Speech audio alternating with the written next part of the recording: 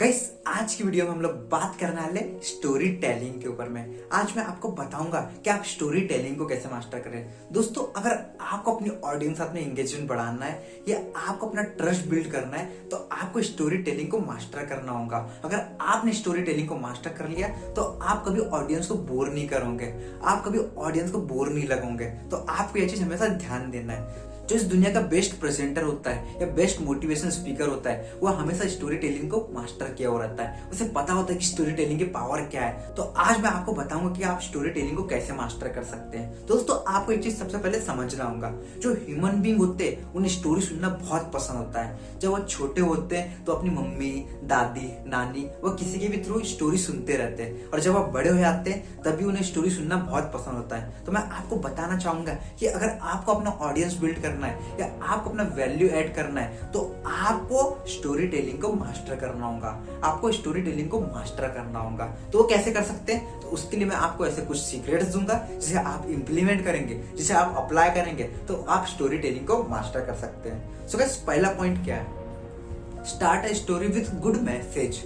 दोस्तों, अगर आप कोई भी स्टोरी बता रहे हैं या कोई भी स्टोरी को समझा रहे हैं तो आपको एक गुड मैसेज के साथ में शुरू करना है। अगर आप कोई भी स्टोरी बता रहे हैं तो उसमें एक अच्छा मैसेज होना चाहिए, उसमें एक अच्छा लेसन होना चाहिए। ये आपको हमेशा ध्यान रखना है। लेट सपोज कीजिए राम ने रावण को मारा। इसका मतलब क्या हुआ कि अच्छाई की बुराई से जीत। इसमें एक मैसेज छुपा हुआ था। तो इस तरीके से आपका भी जो स्टोरी है या आप जो भी स्टोरी बता रहे हैं तो आपको एक अच्छा मैसेज तैयार करना है। आप उससे लोगों को क्या सिखा सकते हैं, आप उससे लोगों की लाइफ में क्या इंप्लीमेंट कर सकते हैं, यह चीज आपको हमेशा ध्यान देना है। अगर आप कोई मैसेज नहीं बता रहे हो, अगर आप कोई मैसेज नहीं समझा रहे हो तो इसका मतलब आप स्टोरी को यूजलेस बना रहे हो। इसका मतलब आपकी स्टोरी की कोई वैल्यू नहीं है। तो यह आपको हमेशा ध्यान देना है कि आपको स्टोरी टेलिंग को मास्टर करना होगा।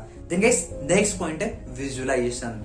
आपको एक चीज समझना होगा, अगर आपको स्टोरी टेलिंग को मास्टर करना है, अगर आपको अपने ऑडियंस के साथ में एंगेजमेंट बढ़ाना है तो आपको सबसे पहले विजुअलाइजेशन करते आना चाहिए। आपको खुद को विजुअलाइजेशन करते आना चाहिए। देन आप जब स्टोरी बता रहे तो आपकी जो ऑडियंस है उन्हें भी आपको विजुअलाइज कराते आना चाहिए। लेट सपोज कीजिए मैं आपको स्टोरी बताता हूँ, उसे आप विजुअलाइज कीजिए। तो गाइस, एक बार होता क्या है, एक साधु रहता है, वो जब जंगल में लकड़ियों के लिए जाता है तो उसे बहुत सारा खजाना मिलता है, बहुत सारे सोने के सिक्के मिलते हैं, बहुत सारे अलग अलग तरीके के सोने के खजाने मिलते हैं। और जब वो जंगल से आता है, जब अपनी वो कुटिया में जाता है तो वहां पे वो सोने के जो खजाने रहते हैं उससे वो एक गणेश जी की मूर्ति बनाता है, जिससे वो एक मंदिर में स्थापित करता है। एंड देन उसके बाद में वो साधु जो भी विश मांगता है उसको पूरी मिलना शुरू हो जाती है। जो भी वो काम करने के लिए जाता है वो ऑलरेडी पहले से पूरा हो जाता है। जो भी वो करता है वो पहले से ही पूरा हो जाता है। उसकी लाइफ ट्रांसफर हो गई थी। तो गाइस, जैसे मैंने आपको स्टोरी बताया, जैसे मैंने बोला आपको एक साधु, तो आपके सामने में एक भगवा रंग का एक व्यक्ति का इमेज आया होगा। और जैसे मैंने आपको जंगल बोला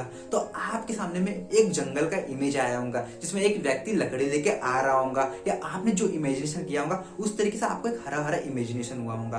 तो गाइस, मैं आपको बताना चाहता हूँ कि आपको खुद को विजुअलाइज करना है, उसके बाद में आपको अपनी ऑडियंस को भी विजुअलाइज कराना है। अगर आप ऐसा करते हो तो देखना आप स्टोरी टेलिंग को मास्टर कर लोगे। अगर आप अपनी ऑडियंस को विजुअलाइज करा लोगे तो देखना उन्हें कभी कोई चीज बोर नहीं लगेंगे, वो आपको सुनने के लिए हमेशा एक्साइटेड रहेंगे। तो यह चीज को आपको हमेशा ध्यान देना है। देन गाइस, नेक्स्ट पॉइंट है start a story begin with past.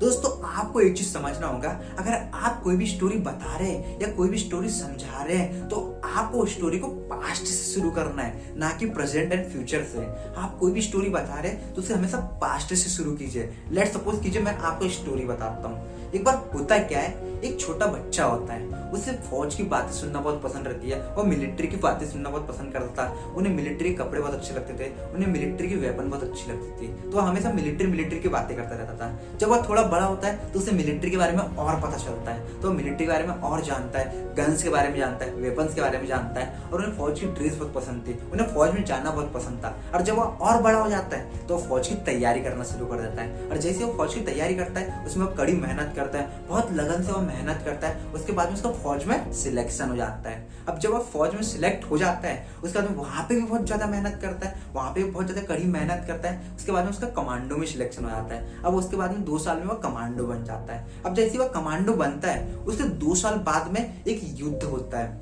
और युद्ध के अंदर में उसे भी पार्टिसिपेट करने का मौका मिलता है, उसे भी देश का सेवा करने का मौका मिलता है। और जैसे वो युद्ध में आता है तो वो अकेला व्यक्ति 30 जवानों को मार गिराता है, वो 30 जवानों को मार गिरा देता है। तो उसके बाद में क्या होता है, जैसे वह जंग जीतते उसके बाद में उसे सेना मेडल मिलता है, उसे और भी बहुत सारे अवार्ड मिलते हैं, उसे और भी बहुत सारे पुरस्कार मिलते हैं। इससे होता क्या है कि वह जब घर में आता है तो उसे बहुत मान सम्मान मिलता है, बहुत वह। तो गाइस, जब मैं आपको ये स्टोरी बताया तो मैंने आपको ये नहीं बोला कि एक व्यक्ति था जिसने बहुत मेहनत करी और उसके बाद में वो आर्मी में सिलेक्ट हो गया और युद्ध में जाने के बाद में जंग जीता तो उसे बहुत सारे अवार्ड और पुरस्कार मिले। मैंने आपको क्या बोला कि एक बच्चा था, वो बच्चे ने कड़ी मेहनत करी, उसके बारे में सोचा, अपनी लगन से वो आर्मी में सिलेक्ट हो गया और उसके बाद में उसे बहुत सारे अवार्ड एंड पुरस्कार मिले।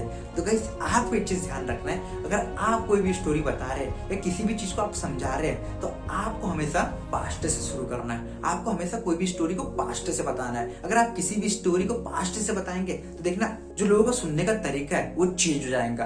आपको सुनने के लिए वो हमेशा एक्साइटेड रहेंगे, आप लोगों को बहुत अच्छे से इन्फ्लुएंस कर पाओगे। तो यह चीज को आपको हमेशा ध्यान रखना है। देन गाइस, नेक्स्ट पॉइंट है स्टार मूवमेंट। दोस्तों, आपको एक चीज को समझना होगा, अगर आप किसी भी स्टोरी बता रहे हैं या आप कोई भी स्टोरी को समझा रहे हैं तो आपको उसमें एक स्टार मूवमेंट लेके आना होगा। आपको उसमें एक ऐसा हेड पॉइंट लेके आना होगा जो वो हेड पॉइंट से वो सारी स्टोरी याद आ जाए। तो आपको एक चीज हमेशा ध्यान देना होगा। जैसे मैं आपको एक स्टोरी बताता हूँ जिससे आप उसे रिलेट कर पाओगे। ये स्टोरी मैंने आपको पहले भी बताई है। दोस्तों, एक बार होता क्या है, मैं और एक मेरा फ्रेंड होता है, हम दोनों चमचमाती व्हाइट शर्ट ली थी। अब जैसे हमने व्हाइट शर्ट लिया, हम लोग व्हाइट शर्ट पहन के हम लोग मार्केट गए और जैसे हम मार्केट में आगे गए तो हम बहुत सारा कीचड़ पड़ा हुआ था और जैसे हम वो कीचड़ के पास पहुंचे तो हमारे पीछे से व्हाइट चमचमाती कार आई, वो सारा कीचड़ हमारे ऊपर उचका दिया जिससे हमारी सारी व्हाइट शर्ट खराब हो गई। सारे लोग हमारे ऊपर हंसने लगे, सारे लोग हमारा मजाक बनाने लगे, जिससे हमें बहुत गुस्सा आया। और वो कार जब सिग्नल में जाके खड़ी हुई तो हम लोग दौड़ते दौड़ते गए और हमने वो कार के ओनर को चिल्लाना शुरू कर दिया। तो गाइस, ये स्टोरी से आपको समझ में आया होगा। जैसे मैंने आपको बताया तो आप इमेजिनेशन करना शुरू कर दिए होंगे, आपने विजुअलाइजेशन करना शुरू कर दिए होंगे और जैसे मैंने आपको बोला कि हमारे ऊपर कीचड़ उचका तो आपको हंसी आना शुरू हो गई होगी, आपको हंसी आना शुरू होंगे। जिससे हुआ क्या कि मैंने आपके साथ में एंगेजमेंट बढ़ा लिया, मैंने आपके साथ में एंगेजमेंट बढ़ा लिया और आप मुझे और सुनने के लिए एक्साइटेड हो गए। तो आप इस तरीके से अपनी स्टोरी बना सकते हैं। या रियल तो नहीं हुआ था बट मैं आपको एक स्टोरी बना के बताया। इस तरीके से आपने स्टोरी बनाइए जिससे आप अपने ऑडियंस को एंगेज कर सकते हैं। अगर आप अपने ऑडियंस को एंगेजमेंट करोगे तो देखना, आपका जो इन्फ्लुएंस करने का तरीका है वो चेंज हो जाएगा, आपका जो लेवल है वो एक नेक्स्ट लेवल पर हो जाएगा। तो यह चीज आपको हमेशा ध्यान देना है। तो गाइस, और एक स्टोरी बताता हूँ जिससे आप उसे रिलेट कर पाओगे। एक बार होता है क्या है, दो व्यक्ति होते हैं, दोनों व्यक्ति जंगल में शिकार करने के लिए जाते हैं। अब जब शिकार करने के लिए आते हैं वो जंगल में थोड़ा आगे चले जाते हैं तो वहां पे एक समुंदर दिखता है और समुंदर बहुत खूबसूरत रहता है, बहुत आलीशान रहता है। तो उन्हें वहां पे बहुत मजा आता है और वो वहीं भी रात गुजारने की बात करते हैं और वो दोनों वहीं रात गुजार लेते हैं। अब जैसे सुबह होती है तो सुबह वह थोड़े और आगे जाते समुंदर से तो उन्हें दिखता है एक खूबसूरत आइलैंड, एक खूबसूरत टापू। तो उनके साइड में एक बोट रखी हुई थी, वो बोट में बैठते हैं और वो आइलैंड की ओर चले जाते हैं। वो बोट में बैठ के आइलैंड पहुंच जाते हैं।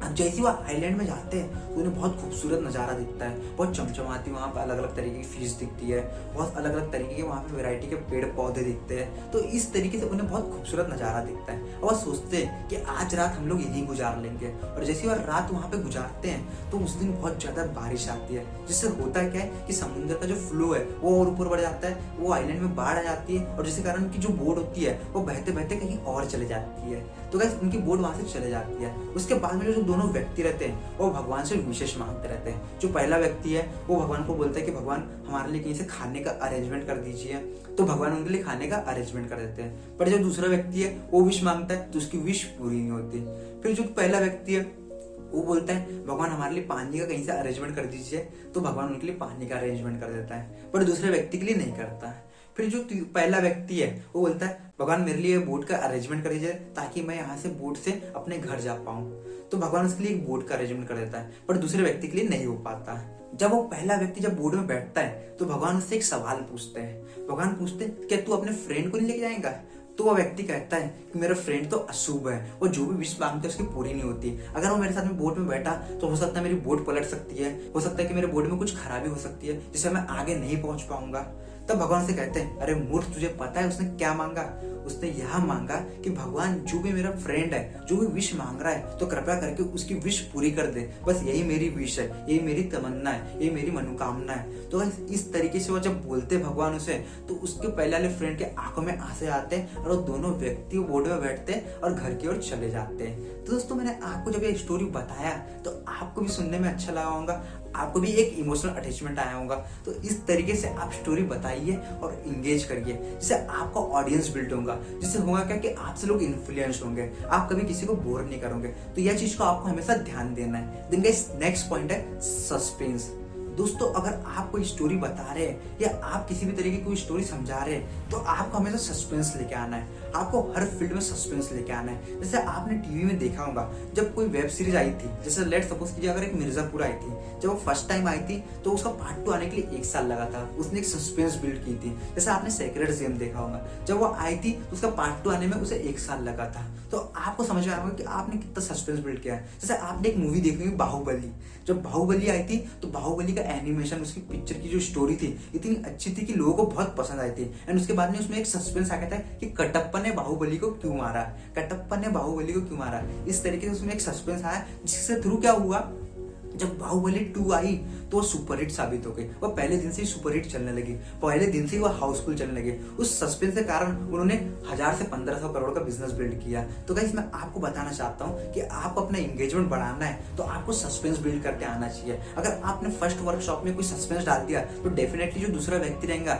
वो आपके नेक्स्ट वर्कशॉप में आने के लिए एक्साइटेड रहेगा, वो आपकी बातों को सुनने के लिए एक्साइटेड रहेगा। तो आप हमेशा सस्पेंस बिल्ड कीजिए, अपनी स्टोरी में सस्पेंस लेके आइए, ताकि आपको सुनने के लिए अपना कॉन्सेंट्रेशन पावर बढ़ा पाए, वो आपको सुनने के लिए और हमेशा एक्साइटेड रहे। तो यह चीज आपको हमेशा ध्यान देना है। देखिए आपको मैंने जो जो पॉइंट बताया उसे आप इंप्लीमेंट कीजिए, उसे आप अप्लाई कीजिए। अगर आप इंप्लीमेंट करेंगे, आप अप्लाई करेंगे, तो मैं आपको बताना चाहूंगा कि आप स्टोरी टेलिंग को मास्टर कर लोगे। आप किसी भी स्टोरी टेलिंग को मास्टर कर लोगे। तो आप जब स्टेज में स्टोरी टेलिंग करोगे तो आप सारे ऑडियंस को विन कर सकते हो, अपने सारे ऑडियंस का एंगेजमेंट बढ़ा सकते हो, इससे आपकी लाइफ में वैल्यू एडेंस रहेंगी। तो गाइस ऐसा करना शुरू कीजिए। मिलते हैं हम लोग नेक्स्ट टॉपिक में, नेक्स्ट पॉइंट के साथ में। Thank you.